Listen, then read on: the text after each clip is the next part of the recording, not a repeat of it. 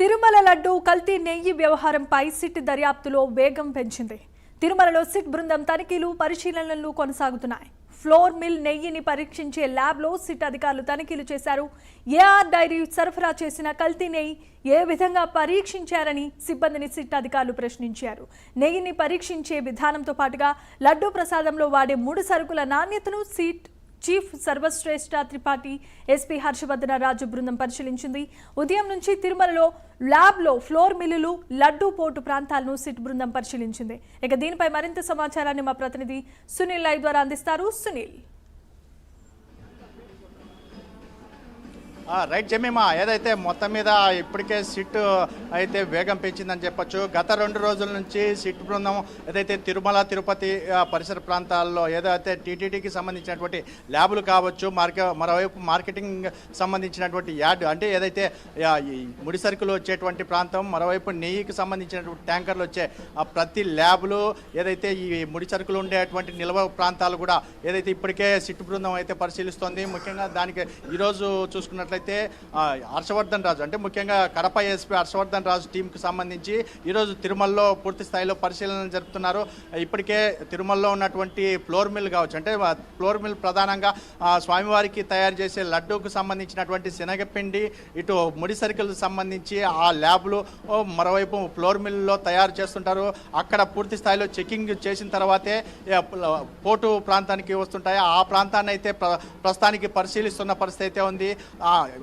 దీని తర్వాత ఏదైతే శ్రీవారి లడ్డు తయారు చేసేటువంటి లడ్డు కావచ్చు, ఆ పోటు కార్మికులని ఏదైతే హర్షవర్ధన్ రాజు టీం అయితే పరిశీలించే అవకాశం ఉంది. ముఖ్యంగా వారితో దాని గురించి అంటే లడ్డు తయారీకి సంబంధించి గతంలో ఏ విధంగా లడ్డు ఉంది, ఒకవేళ నెయ్యి ఎంత నెయ్యి వాడుతున్నారు, మరోవైపు ఇప్పుడు నెయ్యి ఎలా ఉంది, నెయ్యి ఎంత వాడుతున్నారు అనే దాని మీద, ముడి సరుకులు ఎన్ని వాడుతున్నారు, ఎన్ని రకాలు వాడుతూ పటిక బెల్లం కావచ్చు, మరోవైపు ఏం వాడుతున్నారు అనే దాని మీద కూడా వాళ్ళని విచారించే అవకాశం ఉన్నట్టయితే తెలుస్తుంది.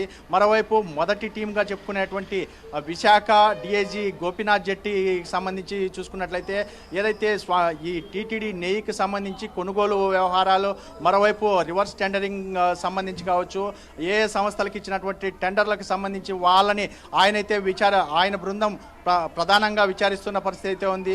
మరోవైపు తిరుపతి అడిషనల్ ఎస్పీ వెంకట్రావు సంబంధించినటువంటి బృందం అయితే ఇప్పటికే తమిళనాడులో ఉన్నటువంటి దిండిగల్ ఏఆర్ డైరీకి అయితే వెళ్ళినట్టయితే ప్రధానంగా తెలుస్తోంది.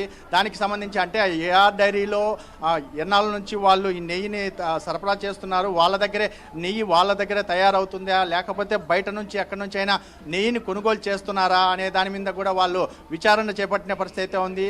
ముఖ్యంగా ఏదైతే గత 2 రోజులుగా సిట్టు వేగం పెంచిందని చెప్పొచ్చు. ముఖ్యంగా ఇప్పటికే తిరుమలలో పలు ప్రాంతాల్లో తిరుగుతూ సిట్టు వేగవంతంగా పనిచేస్తోంది. ముఖ్యంగా కేవలం 3-4 రోజుల్లో దీనికి సంబంధించి పూర్తి నివేదిక రాష్ట్ర ప్రభుత్వానికి అందించే అవకాశం ఉన్నట్టయితే తెలుస్తోంది.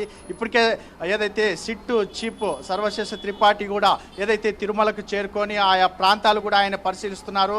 శ్రీవారి ఆలయం పక్కన ఉన్నటువంటి లడ్డూ పోటు కూడా ఆయన అయితే చేరుకున్నట్లయితే తెలుస్తోంది. మరి కాసేపట్లో పోటు కార్మికులు కావచ్చు, పోటుకు సంబంధించినటువంటి ఏదైతే లోపల పనిచేస్తున్నటువంటి సిబ్బందిని వీరైతే విచారించే అవకాశం ఉన్నట్టయితే తెలుస్తోంది.